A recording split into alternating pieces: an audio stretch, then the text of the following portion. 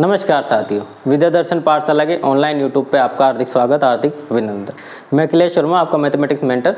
जैसा कि आप थंबनेल और मेरे सामने भी देख सकते हैं, क्वाड्रेटिक इक्वेशन का पार्ट 3 है। विशेष सूचना, जो लोग नए हैं, जो पहली बार इस चैनल पर विजिट कर रहे हैं, तो वो पार्ट 1 और पार्ट 2 ज़रूर देखें। वहाँ हमने आपके लिए रिवीजन भी हो जाएगा और साथ ही नए यूजर्स के लिए क्या सूचना है वो भी आपको पता चल जाएगा पार्ट 1 पार्ट 2 में क्या है। तो वहाँ हमने कंप्लीट थ्योरी जो कि क्वाड्रेटिक इक्वेशन द्विघात समीकरण पे बेस थी वह कर चुके हैं, और जो पोर्शन बचा हुआ है उसे आज कंटिन्यू करेंगे। तो पहले हमने जो पढ़ा उसके बारे में 2 मिनट लगा के रिविज़न कर लेते हैं। तो हमने पढ़ा सबसे पहले डी, मतलब क्वाड्रेटिक इक्वेशन में डिस्क्रिमिनेंट, जो कि होता है b² - 4ac, और डी की अलग अलग वैल्यू पर डी पॉजिटिव होगा, डी इक्वल टू 0 होगा और डी नेगेटिव होगा। तो हमने जान लिया था डी पॉजिटिव होने पर रियल रूट्स मिलेंगे, नेगेटिव इक्वल होने पर इक्वल रूट मिलेंगे, इक्वल टू 0 होने पर, और ऐसे ही नेगेटिव होने पर इमेजिनरी रूट्स मिलेंगे। साथ ही हमने ABC, जो कि कोएफिशिएंट थे किसके, क्वाड्रेटिक इक्वेशन के, ax² + bx + c। तब कोएफिशिएंट से ABC जो कि x² के, x के और कांस्टेंट टर्म c, ठीक है।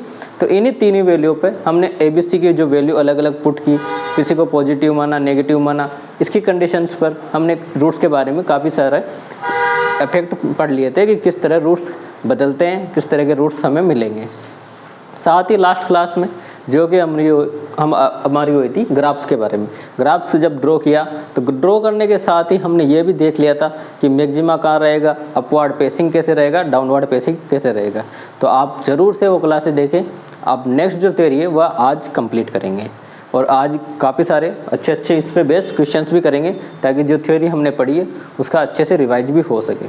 प्रैक्टिस सेशन भी आपको मिल जाएगा, वो नेक्स्ट क्लास में मिलेगा। आज अच्छे से बोर्ड पे हम करेंगे, प्रैक्टिस सेशन नेक्स्ट क्लास में आपको ज़रूर दिला देंगे। साथ ही विशेष सूचना, अगर आप RPSC first grade second grade की स्पेशली अलग से मैथमेटिक्स के जो टीचर्स वैकेंसी होती है उसके लिए तैयारी कर रहे हैं, तो आप हमारे चैनल पे विजिट कीजिए। वहाँ आपको RPSC first grade second grade के नाम से प्लेलिस्ट मिल जाएगी, जहाँ ग्रेजुएशन लेवल की मैथ जो कि कंपटीशन में बहुत ही टाइम सेविंग और स्टेटमेंट वाले क्वेश्चंस पूछे जाते हैं, उसी ग्रेजुएशन मैथ्स को लेकर एग्जैक्ट टू सिलेबस, न सिलेबस के बाहर, न सिलेबस से ज़्यादा, न कोई कचरा, बिल्कुल एग्जैक्ट टू सिलेबस आपको वहाँ पढ़ाया जा रहा है। ज़्यादा लंबी क्लासेज नहीं है, आपको कब थ्योरी जितनी थ्योरी वहाँ पूछी जाती है उसी थ्योरी पे बेस आपको क्वेश्चंस, प्रैक्टिस सेशंस और थ्योरी कंप्लीट मिल रही है। तो आप उसे ज़रूर अटेंड करें, अपनी तैयारी को हो सकता है आपके महत्वपूर्ण साबित हो, तो आप एक बार उसे ज़रूर देखें, ताकि आपको पता चले कि हाँ वास्तव में ये भी काम की चीज़ थी। क्योंकि क्या होता है, ग्रेजुएशन लेवल की मैथ्स पे हम ज़्यादा फोकस इस पे सीनियर सेकेंडरी और सेकेंडरी लेवल 10th और 12th के जो भी टॉपिक्स होते हैं वो पहले से ही अच्छे होते हैं, फिर भी हम उन पे ज़्यादा दबाव, अच्छी प्रैक्टिस करते हैं ताकि आगे अच्छा कर सके। इनसे न छोड़ें पर उसे भी कंप्लीट रखें। तो शुरू करते हैं आज का टॉपिक, जो कि है अपना द्विघात समीकरण। द्विघात समीकरण में आज जो पढ़ना है वो रूपांतरण के बारे में पढ़ेंगे, ठीक है। रूपांतरण किस तरीके से, जैसे कोई इक्वेशन दे रखी है, इक्वेशन ax² + bx + c = 0, ठीक है। अब यहाँ a पॉजिटिव नेगेटिव हम इसके बारे में काफ़ी बातें कर चुके हैं, हमें केवल ये दिया है ना। अब इसके रूट्स क्या हैं, अल्फ़ा बीटा हमने मान लिए, ठीक है। अब अल्फ़ा बीटा से अब क्वेश्चन आता है कि किसी समीकरण के, किसी द्विघात समीकरण के जो रूट है, द्विघात समीकरण के मूल, वो क्या है, अल्फ़ा बीटा है। तो द्विघात समीकरण बताइए, द्विघात समीकरण बताइए। तो ऐसे में क्या करते हैं, ऐसे में हम सॉल्यूशन को जानते भी हैं कि x² - alpha + beta sum of roots, ठीक है, और साथ ही plus alpha beta product of roots, यानी योग रूट्स मूलों का योगफल और मूलों का गुणनफल, इस तरीके से लिखते हैं। पर जब ये वाली इक्वेशन दे रखी हो, क्या है, ये वाली इक्वेशन दे रखी हो और वो कह दे कि इसके मुझे जो रूट्स है वो ट्रांसफॉर्म करने हैं अल्फ़ा बीटा से, किस में ट्रांसफॉर्म करने, जैसे 1/अल्फ़ा 1/बीटा, है ना। तब जो इक्वेशन आएगी वो क्या आएगी, है ना। तो हम या तो सोल्व करें किस तरीके से कि 1/अल्फ़ा 1/बीटा यहाँ जोड़ दें, यहाँ इंटू कर दें और इक्वेशन निकालें। इसी तरीके से अल्फ़ा बीटा को माइनस अल्फ़ा बीटा से रिप्लेस कर दिया जाए तब इक्वेशन पे क्या प्रभाव पड़ेगा। इसी के साथ अल्फ़ा बीटा को किसी पर्टिकुलर संख्या के साथ कांस्टेंट के साथ मल्टीप्लाई कर दिया जाए, जैसे के अल्फ़ा के बीटा, तब अल्फ़ा बीटा पे क्या प्रभाव पड़ता है। तो इसी पे आज का टॉपिक शुरू करते हैं, जो कि ट्रांसफॉर्मेशन ऑफ इक्वेशन से, जबकि रूट्स हमें दे रखे हैं और रूट्स को ट्रांसफॉर्म करके दूसरी इक्वेशन हमें प्राप्त करनी है। ठीक है, तो स्लाइड के माध्यम से देख लेते हैं। तो बना देता हूँ मैं आपके लिए स्लाइड। तो टॉपिक है अपना द्विघात समीकरण का रूपांतरण। एक बात पहले से आप समझ लीजिए, ये हम है ना डायरेक्ट फॉर्मूले या डायरेक्ट जो अप्रोच होती है उससे भी कर सकते हैं, पर यह एकदम टाइम सेविंग है। अगर इसे आप थोड़ा दिमाग में ध्यान रख लेते हैं तो आप बिल्कुल टाइम सेविंग के साथ अपने आंसर पे टिक कर सकते हैं। ठीक है, तो यदि अल्फ़ा बीटा है ना समीकरण दे रखी है x square plus b x equal to c, इसके मूल है। ठीक है, तो अल्फ़ा बीटा के पदों पर चेंज करना है, अल्फ़ा बीटा को रूपांतरित करेंगे तो एक्स को किस तरह से रूपांतरित किया जाता है वो हमें देखना है। जैसे ये मूल, ये हो गए इसके रूट्स। ठीक है, और एक्स का रूपांतरण, एक्स किस तरीके से किस में रूपांतरित होगा, और हमें जो नई समीकरण मिलेगी वो इस प्रकार होगी, नई समीकरण यानी रूपांतरित समीकरण। ठीक है, सबसे पहले क्या करते हैं, अल्फ़ा बीटा को माइनस अल्फ़ा और माइनस बीटा ले लेते हैं। अल्फ़ा बीटा को क्या किया मैंने, नेगेटिव कर दिया है ना, तो मुझे एक्स को क्या करना पड़ेगा, एक्स भी जो है ना नेगेटिव हो जाता है। इस कंडीशन में एक्स क्या हो जाता है, नेगेटिव।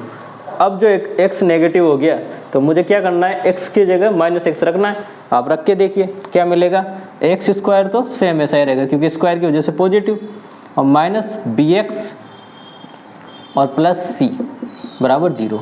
देखो माइनस अल्फ़ा माइनस बीटा करने पर हमें कोई ज़्यादा प्रभाव नहीं पड़ा, डायरेक्ट क्या कर दिया, जो भी बी था उसको नेगेटिव कर दिया और इक्वेशन मिल गई। अगर इसे सोल्व करना होता तो हमें जैसे पिछली स्लाइड में मैंने बताया सम ऑफ रूट्स और प्रोडक्ट ऑफ रूट्स की जगह ये लिखना पड़ता, फिर उसको हम क्या करते, सोल्व करते और इक्वेशन प्राप्त करते। और यहाँ अपने पास इक्वेशन अब डायरेक्ट आ गई। क्या किया, minus alpha minus beta, x को माइनस एक्स से रिप्लेस कर दिया, और माइनस एक्स से रिप्लेस करने के साथ ही हमारे साथ में इक्वेशन थी, हमने वहाँ वैल्यू रख दी। ठीक है, नेक्स्ट अब ऐसे ही अल्फ़ा बीटा को मैंने 1 अपॉन अल्फ़ा और 1 अपॉन बीटा से रिप्लेस करिए। ठीक है, क्या किया मैंने, ये अल्फ़ा बीटा का रेसिप्रोकल कर दिया। रेसिप्रोकल करने के साथ ही अब मुझे ज़्यादा चेंज नहीं करना, एक्स को क्या कर दूँ मैं, 1 अपॉन एक्स कर दूँ, है ना। जैसे एक्स, अब एक्स को क्या करेंगे, 1 अपॉन एक्स, स्टैंडर्ड कंडीशन है, एकदम रिजल्ट है, इंपॉर्टेंट रिजल्ट है। अब मुझे 1 अपॉन एक्स, तो यहाँ क्या हो जाएगा, 1 upon x square, 1 upon x, और यहाँ सी तो सी। अब देखिए एक्स को, एक्स स्क्वायर का क्या लूँगा मैं, एलसीएम। एलसीएम लेने के साथ 1 अपॉन एक्स स्क्वायर सी के पास जाके क्या बन जाएगा, एक्स स्क्वायर। तो क्या मिलेगी मुझे कंडीशन, नई इक्वेशन, एक्स सी एक्स स्क्वायर, बी पे कोई फर्क नहीं पड़ेगा, बी एक्स प्लस ए बराबर 0। देखिए काफ़ी आसानी से हो गया, 1 अपॉन अल्फ़ा 1 अपॉन बीटा को हमने डायरेक्ट चेंज कर दिया c x square plus b x plus a में। ठीक है, अब और क्या चेंज कर सकते हैं, ये तो माइनस कर दिया, इसको 1 अपॉन रेसिप्रोकल कर दिया। अब मैं इसे किसी कांस्टेंट नंबर से मल्टीप्लाई कर देता हूँ। कांस्टेंट नंबर मैंने क्या ले लिया, जैसे मैं स्मॉल के ले लिया, स्मॉल के अल्फ़ा और स्मॉल के बीटा। ठीक है, अब क्या होगा, अब मुझे x को क्या करना पड़ेगा, यहाँ मैंने मल्टीप्लाई किया ना, अब मुझे x अपॉन स्मॉल के से डिवाइड करना पड़ेगा, है ना, ध्यान रखने वाली बात। और काफ़ी जगह हम इस तरह के रिजल्ट्स प्रयोग भी करते हैं, इसलिए याद रखने में कोई दिक्कत भी नहीं आएगी। क्या किया मैंने, के अल्फ़ा के बीटा, नए रूट्स क्या मान लिए, के अल्फ़ा के बीटा, के एक कांस्टेंट नंबर। तो अब मुझे x को क्या करना, x को जो भी x है ना उसको रिप्लेस करना है माइनस x अपॉन के से। ठीक है, तो अब x अपॉन के से रिप्लेस करते ही ये वैल्यू मैं रखूँगा x की जगह, तो x अपॉन के, तो एक्स स्क्वायर अपॉन के स्क्वायर, x अपॉन के और c, नीचे आ जाएगा क्या, के स्क्वायर, और के स्क्वायर का एलसीएम लेंगे तो हमें जो नई इक्वेशन मिलेगी क्या मिलेगी, वो ax स्क्वायर बी एक्स, है ना। अब बी एक्स और नीचे क्या था, के स्क्वायर, तो बी एक्स के या फिर बी के एक्स, ठीक है, प्लस सी, और सी के साथ होगा मल्टीप्लाई के स्क्वायर, सी के स्क्वायर बराबर 0। देखो डायरेक्ट इक्वेशन मिल गई है ना। क्या किया, बस बी के टर्म को के से मल्टीप्लाई कर दिया और जो कांस्टेंट टर्म थी वहाँ के से मल्टीप्लाई कर दिया, के स्क्वायर से मल्टीप्लाई कर दिया। ठीक है, अब क्या कर सकते हैं, अब इसी तरीके से अल्फ़ा स्क्वायर भी ले सकते हैं, अल्फ़ा बीटा स्क्वायर। क्या किया, अल्फ़ा का स्क्वायर बीटा का स्क्वायर। तो x को कैसे रिप्लेस कर लेंगे, तो x को रिप्लेस करने का तरीका, x जो भी है उसको रूट x ले लीजिए, x को क्या कर ले लीजिए, रूट x। अब डायरेक्ट रूट x को क्या रखूँगा मैं, यहाँ पर रखिए, रखते ही क्या हो गया, रूट x का स्क्वायर ax है ना, यहाँ रूट x रहेगा ऐसे प्लस c। तो जो इक्वेशन सोल्व करने के बाद हमें इक्वेशन मिलेगी वो मिलेगी ax स्क्वायर सोल्व करने के बाद है ना, प्लस देखिए आप रखिए यहाँ और वापस उसका स्क्वायरिंग भी करना पड़ेगा है ना। तो minus B square minus 2ac x plus है ना 2ac x plus C square equal to 0। ठीक है, क्या मिली, ax स्क्वायर माइनस माइनस यही है ax square minus B square minus 2ac x, B square minus 2ac x plus C square equal to 0। ठीक है, ये हो सकता है रिजल्ट आपको अटपटा लगाओ, पर आप इस पे फोकस करें कि x को क्या किया मैंने, रूट x कर दिया। तो अब रूट x को x जहाँ भी वहाँ रूट x रख दो तो आपको ये इक्वेशन मिल जाएगी, सोल्व करने के बाद ये इक्वेशन आएगी। ठीक है, तो इस तरीके से हम रूपांतरण कर सकते हैं। अब साथ ही आप करना चाहो तो x को क्या कर दूँ, क्यूब और बीटा का क्यूब। अब क्या होगा, अब वही होगा जैसे यहाँ क्या किया था, स्क्वायर करने पर x की पावर क्या हो गई, 1/2 है ना, 1/2 हो गई ना। इसी तरीके से यहाँ x को रिप्लेस करने पर x की पावर 1/3 हो जाती है। अब x की जगह क्या रखेंगे, x की पावर 1/3। सोल्व करेंगे तो a क्यूब x का square plus a cube x का square plus b cube minus 3abc x, क्या है b cube minus 3abc x plus C square equal to 0। ये वाली इक्वेशन हमें मिलेगी c क्यूब। ठीक है ना, क्योंकि क्यूब है ना, a का क्यूब b का क्यूब c का क्यूब, जो इक्वेशन आएगी उसका क्यूब करेंगे। ठीक है, और क्या चेंज कर सकता है, और एक और जो पॉसिबिलिटी है वो है, जैसे यहाँ मल्टीप्लाई किया था हमने k के साथ, ऐसे ही वो ऐड कर देगा। तो अल्फ़ा प्लस k कोई कांस्टेंट नंबर और बीटा प्लस k। ठीक है, अब हमें क्या करना है, तो हमें x को ध्यान रखना है। x में क्या कर सकते हैं, तो x को रिप्लेस करना है, जो ऐड किया है ना, जो ऐड किया है उसको घटा दो, तो x माइनस k, यानी x की जगह क्या करना है, x माइनस के रखना है। x माइनस के रख के नई इक्वेशन हमें मिल जाएगी। तो क्या मिलेगी मैं बता देता हूँ आपको, ax square plus B square minus 2ak x, और जो कांस्टेंट टर्म रहेगी वो थोड़ी लंबी रहेगी, ak square minus bk plus c equal to 0। ठीक है, ak square minus bk plus c equal to 0। तो इस प्रकार से हम अपनी टाइम सेव कर सकते हैं। आप इस पे भले इसको याद ना भी रखें तो कोई बात नहीं, पर इन दोनों को याद रख लीजिए। क्या करना है, माइनस अल्फ़ा की जगह माइनस बीटा हो जाए तो x को माइनस एल्फ से रिप्लेस कर दीजिए। ठीक है, 1 अपॉन में हो जाए तो 1 अपॉन x से रिप्लेस कर दीजिए। k से मल्टीप्लाई किया तो k से डिवाइड करके रिप्लेस कर दीजिए। x स्क्वायर लिया तो ऐसे उसकी पावर 1/2 ले लीजिए। x क्यूब लिया तो इसकी पावर 1/3 ले लीजिए। यहाँ x अल्फ़ा प्लस k को ऐड किया तो x में क्या कर दीजिए, सब्ट्रैक्ट कीजिए, और सब्ट्रैक्ट करने के बाद वहाँ वैल्यू रख दीजिए, आपको ये वाली इक्वेशंस मिल जाएंगी। क्वेश्चंस आएंगे और डायरेक्ट इस पे बेस आएंगे है ना, जब क्वेश्चन करेंगे तब और देख लेंगे। ठीक है, तो बढ़ते हैं। अब आई होप ये तो समझ में आ गया होगा। बढ़ते हैं नेक्स्ट टॉपिक पर। तो लास्ट टॉपिक अपना दो चर वाली द्विघात समीकरण। ये लास्ट टॉपिक इसलिए है, इसके बाद जो भी रिजल्ट्स आएंगे वो या तो ट्रिक बेस रहेंगे या इंपॉर्टेंट रिजल्ट्स रहेंगे, जिन्हें हम क्वेश्चन आंसर करेंगे तब और देख लेंगे, इसके बाद बता भी देंगे। साथ ही पर ये इंपॉर्टेंट है, ये पूछा जाने वाला टॉपिक बन गया है, अब काफ़ी इंपॉर्टेंट है। General quadratic equation in 2 variable है ना, 2 वेरिएबल में जनरल क्वाड्रेटिक इक्वेशन। तो क्या होती है, एफ ऑफ एक्स वाई से लिख देते हैं हम इस जनरल क्वाड्रेटिक इक्वेशन को। ठीक, अब इसे तो एक तरीके से आप रट ही लीजिए क्या है, क्योंकि ये एक्सप्रेशन आपको बहुत जगह काम आएगा जब पेयर ऑफ स्ट्रेट लाइन पढ़ेंगे, और उसके बाद इलिप्स वगैरह, सर्कल वगैरह, और जब सर्कल भी pair of family of circles पढ़ेंगे, जहाँ भी ये इक्वेशन आएगी पेयर में, वो यही इक्वेशन का डेरिवेशन होता है। क्या है, तो a x square plus 2hxy plus b y square, है ना, इसी फॉर्म में याद करें, b y square 2gx 2fy plus सी।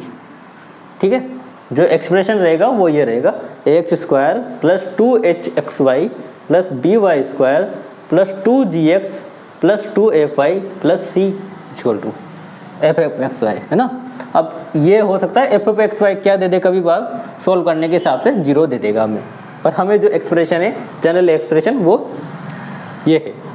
अब इसे सोल्व कैसे करें, तो इसे सोल्व करने के लिए हमें डिटर्मिनेंट को सोल्व करना पड़ेगा। तो क्या होता है डिटर्मिनेंट, देखिए आप, इसका जो डिटर्मिनेंट बनता है सोल्व करने के हिसाब से, वो बनेगा ए बी और सी, इनको तो ले लीजिए diagonal, A B C diagonal. ठीक है, एच अब एच आ रहा है ना, एच जी, और यहाँ भी एच जी, और बचा पोर्शन एफ का, बराबर कर दीजिए 0। ठीक है, क्या किया, ए बी सी डायगोनल में ले लिए, एच जी और बचे पोर्शन में एफ इक्वल टू 0। ठीक, अब इसे जो सोल्व करेंगे डिटर्मिनेंट को, इसको डेल्टा लिख देता हूँ, तो डेल्टा बराबर आता है A B C minus 2fgh, क्या आएगा, plus 2fgh minus a f square minus b g square और plus minus c h square equal to 0। इसको कम ही याद रखें, है ना, इसको इतना इम्पोर्टेंस ना दें, इसको दें, ये है अपने लिए इम्पोर्टेंट। ठीक है, जैसे ही आप इसको डिटर्मिनेंट को देख लोगे तो आप सोल्व तो कर ही लोगे, है ना। और a B c h x g y इन सब की क्या है, कॉन्स्टेंट्स वैल्यू मिल जाती है, और या तो कांस्टेंट नहीं मिलेगी तो एक आध की वैल्यू वो क्या कर देगा, वेरिएबल, और 0 करके हमें सोल्व करने पे वैल्यू निकल जाएगी। ठीक है ना, ये इसी को सोल्व करने के बाद आने वाली फॉर्म में। ठीक, और एक जो कंडीशंस होती है पेयर ऑफ स्ट्रेट लाइन की, वो जरूर ध्यान रखें, क्या होगा, sorry pair of straight line, equation of in 2 variable, है ना, द्विघात समीकरण, 2 चर वाली द्विघात समीकरण की, तो वो होती है H square minus A be greater than 0। ठीक है ना, इसको ध्यान रखना है। ये वाली कंडीशन हमें चेक करनी है, किसके लिए, द्विघात समीकरण की, जब वह 2 चर में होगी। अगर ये वाली कंडीशन फॉलो हो रही है तब वो 2 चर वाली द्विघात समीकरण होगी। ठीक है, अब करते हैं कुछ अच्छे और इम्पोर्टेंट क्वेश्चंस, तो बढ़ते हैं आगे। तो क्वेश्चन देखते हैं, क्वेश्चन नंबर 1। ठीक है, इसको 1 ले लीजिए। क्वेश्चन नंबर, बी माइनस सी एक्स स्क्वायर प्लस सी माइनस ए एक्स प्लस ए माइनस बी बराबर 0 है, तब मूल तो समान दे रखे हैं, मूल क्या दे दिए, समान, इक्वल, है ना, रूट आर इक्वल, और साथ ही क्या कहा, ए बी सी होंगे, और ए बी सी का बारे में पूछा है, ए पी में, एच पी में या जी पी में। तो हमने जब ये सोल्व किया था, जब थ्योरी पढ़ रहे थे हम, तभी हमने जान लिया था, अगर क्या होता है कि मूल समान हो तो ए बी सी कैसे निकालें, मूल समान हो तो या तो डिस्क्रिमिनेंट 0 होगा, पर हमें इसे ऑब्जर्व करने की ज़रूरत है। ऑब्जर्व क्या करना है, देखो इक्वेशन लिखते हैं पहले, बी माइनस सी एक्स स्क्वायर सी माइनस ए एक्स प्लस ए माइनस बी बराबर 0। ठीक है, अब देखिए इन सब के कोएफिशिएंट ले लूँ मैं, तो b माइनस सी माइनस ए माइनस बी। अब इन कोएफिशिएंट्स को मैं जब जोड़ दूँ, है ना, जोड़ दूँ, तो मुझे क्या मिल रहा है, देखिए b से b कट जाएगा, c से c और a से a 0। तो एक कंडीशन हमने पढ़ी है, अगर मैं capital A x square b x plus c बराबर 0 और a plus b plus c क्या हो 0, तब जो मूल मिलेंगे, एक मूल तो क्या होगा, अल्फा बराबर लिख देता हूँ, एक मूल तो क्या होगा 1, हमेशा एक मूल तो क्या रहेगा 1, और जो बीटा रहेगा वो क्या रहेगा माइनस सी बाई ए, क्या रहेगा माइनस सी बाई ए, ठीक है। तो माइनस सी बाई ए क्या रहेगा सी बाई ए, ठीक है। तो बस इसी कंडीशंस को यूज़ करते हैं और आंसर निकाल लेंगे। क्या करना है, अब एक मूल तो हो गया अल्फ़ा, है ना, तो अल्फ़ा बराबर क्या दे दिया बीटा, ये तो क्वेश्चन से बाय क्वेश्चन, ठीक है। क्वेश्चन से हमें क्या मिल गया, अल्फ़ा बराबर बीटा, तो अल्फ़ा बीटा बराबर कर दिया, एक अल्फ़ा तो बराबर 1 के दे दिया, और बीटा की वैल्यू कैसे निकालूँ मैं, सी बाई ए, तो यहाँ सी क्या है, तो सी है अपने पास ये कैपिटल सी है ना, कैपिटल सी, और ए क्या है, ए एक्स स्क्वायर का कोफिशिएंट होता है, ठीक है। तो लिख दीजिए ऐसे कैसे, क्या हो गया ए माइनस बी अपॉन सी, ए ना, तो बी माइनस सी, ठीक है। सोल्व करें इसे, तो सोल्व करने पर b माइनस सी बराबर हो जाएगा a माइनस बी, ठीक है। ये b इधर आ जाएगा तो 2b equal to a minus a plus c, यानी b बराबर हो गया a प्लस सी बाई 2। तो ये वाला प्रतिबंध हम जानते हैं किस में होता है, AP में, कि क्या होता है बीच वाला, यानी दूसरे पद का मान हमेशा उसके पहले और सेकंड के औसत के बराबर होता है ना। तो हम जानते हैं ये किस में, AP में, तो अपना आंसर करेक्ट हो जाता है, AP इज करेक्ट आंसर, ठीक है। RPSC में पूछा गया क्वेश्चन है, इसलिए यहाँ लिया गया। एक और देखिए, यदि 3x square plus 5x plus 7 equal to 0, तो और जो मूल दे रखे हैं वो क्या है, PQ के अनुपात में, मूल किस में, PQ के अनुपात में, तब प्रतिबंध ज्ञात कीजिए। प्रतिबंध मतलब, प्रतिबंध से कहना ये है, इसका इसे समझने वाली बात थी।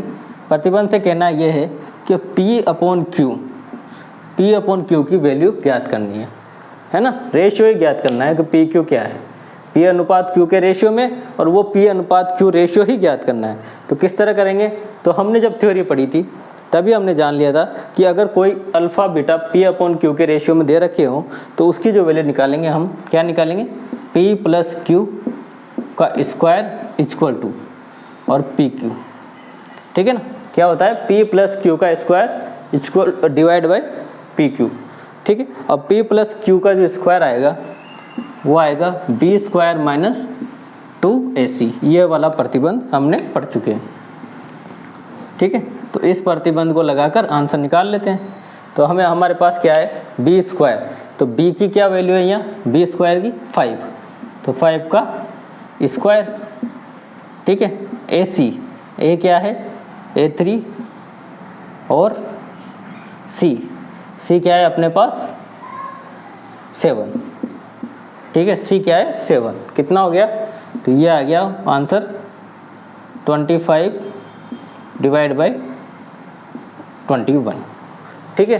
अब PQ, ये स्क्वायर, ये जो प्रतिबंध दे रखा है वो स्क्वायर है ना, तो इसको क्या कर लें हम, भाई ऐसी कोई संख्या तो आंसर में है नहीं, पर इसका क्या कर लें रूट, तो रूट लेते हैं, हमारे क्या पास क्या मिल जाएगा कि 5 अपॉन रूट 21, आंसर लाने के लिए आंसर हो जाएगा A, ठीक है। तो इस तरीके से इस सवाल को हम कर सकते हैं। नेक्स्ट आगे बढ़ते हैं।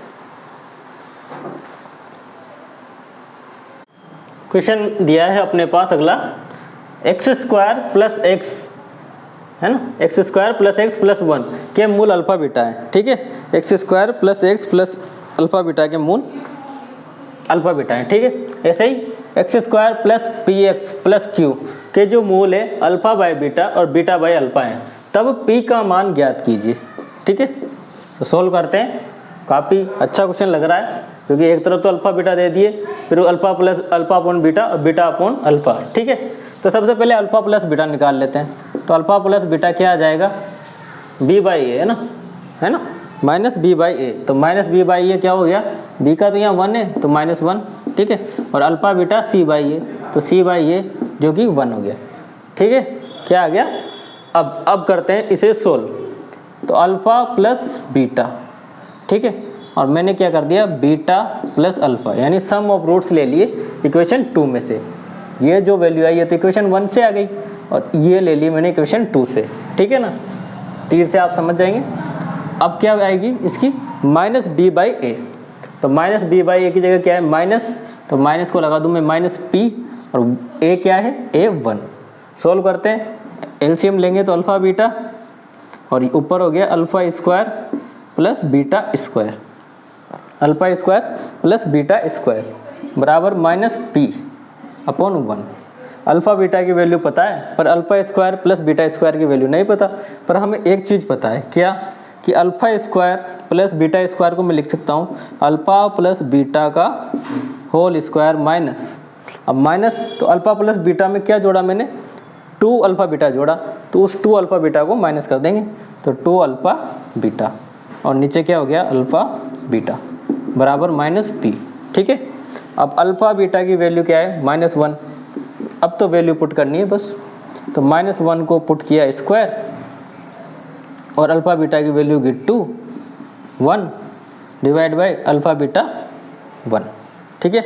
सोल्व करें तो सोल्व करने पे क्या आएगा देखिए 1 ये माइनस पी कर दीजिए, ऊपर क्या आ गया 1 माइनस 2 अपॉन 1 माइनस पी, और तो माइनस पी बराबर -1 और p बराबर 1 हमारा करेक्ट ऑप्शन हो जाता है। यहाँ ऑप्शन नहीं दिखे तो हमारा करेक्ट आंसर क्या है p बराबर 1। क्या किया फर्स्ट वाली से तो alpha plus beta sum of roots product of roots निकाल ली और सेकंड के सम ऑफ रूट्स लगा के सोल्व किया तो हमें p की वैल्यू मिल गई, ठीक है। अगर q की पूछता तब हम प्रोडक्ट ऑफ रूट्स लगाते हैं, इन्हीं को प्रोडक्ट कर देते और p की q की तो डायरेक्ट निकल भी रही है, देखिए आप प्रोडक्ट ऑफ रूट्स अगर q फाइंड करना होता है ना, q फाइंड करना होता देखिए आप alpha beta into beta alpha बराबर q ही तो आ रहा है ना, q बाई ए q, तो q की वैल्यू भी फाइंड करनी हो तो q की भी 1 आ रही है, p की भी 1 आ रही है, ठीक है। क्वेश्चन ही मतलब दोनों इक्वेशंस क्या है सेम है। नेक्स्ट क्वेश्चन, क्वेश्चन नंबर के किस मान के लिए के किस मान के लिए समीकरण के मूल समान होंगे, है ना, ठीक है। पर हमें कंडीशन पता होनी चाहिए अब काहे की मूल समान होने की, तो मूल किससे समान होंगे जब विवेचक d बराबर क्या हो जाएगा 0, है ना, d बराबर क्या हो जाएगा 0। सबसे पहले a b से निकाल लेते हैं, a क्या है अपने पास 1, b क्या है तो b बड़ा सा है क्या है ये k 4k है ना, क्योंकि x का मल्टीपल ही तो b होगा ना, c बड़ा है, c देखिए आप क्या है 4k square plus k plus 1, है ना, ठीक है। अब क्या करना है d बराबर होता है b स्क्वायर माइनस 4ac बराबर 0, b स्क्वायर यानी 4k का स्क्वायर माइनस 4a की वैल्यू 1 और k की value 4k square plus k plus 1 equal to 0। 4k square 16k square हो गया, स्क्वायर करते ही मल्टीप्लाई कर रहे हैं, मल्टीप्लाई करते 4 into 4 16k square 4 plus k तो माइनस 4k 4 और प्लस k माइनस 4 बराबर 0। 16k स्क्वायर प्लस का 16k स्क्वायर कट जाएंगे, क्या मिला तो माइनस 4k और माइनस 4 बराबर 0, तो माइनस 4k बराबर 4 और k बराबर आ गया -1 हमारा करेक्ट आंसर, ठीक है। तो बड़ा इजी तरीके से हो गए दोनों क्वेश्चंस। तो आई होप आज की क्लास आपको अच्छी लगी होगी, आज इतना ही रखते हैं। नेक्स्ट क्लास में आपको इसका प्रैक्टिस सेशन मिल जाएगा और उसमें हम कई वैरायटी के अच्छे अच्छे क्वेश्चन करेंगे और क्वेश्चन ही रहेंगे जो कि प्रीवियस ईयर और काफ़ी इंपॉर्टेंट क्वेश्चन हो रहेंगे, तो आप उसे ज़रूर अटेंड करें। ये क्लास आपको अच्छी लगी होगी, काफ़ी अच्छी थ्योरी इससे पूछी जाती है, इसलिए इसको डिटेल में पढ़ा गया है और आप इसकी प्रैक्टिस करें और अपने दोस्तों वगैरह को रेफ़र करें, अगर आपको अच्छी लगी तो उन्हें भी रेफ़र करें ताकि वो भी इस क्लास का फ़ायदा उठा सकें। आप लोगों ने मुझे सुना इसके लिए धन्यवाद, थैंक यू।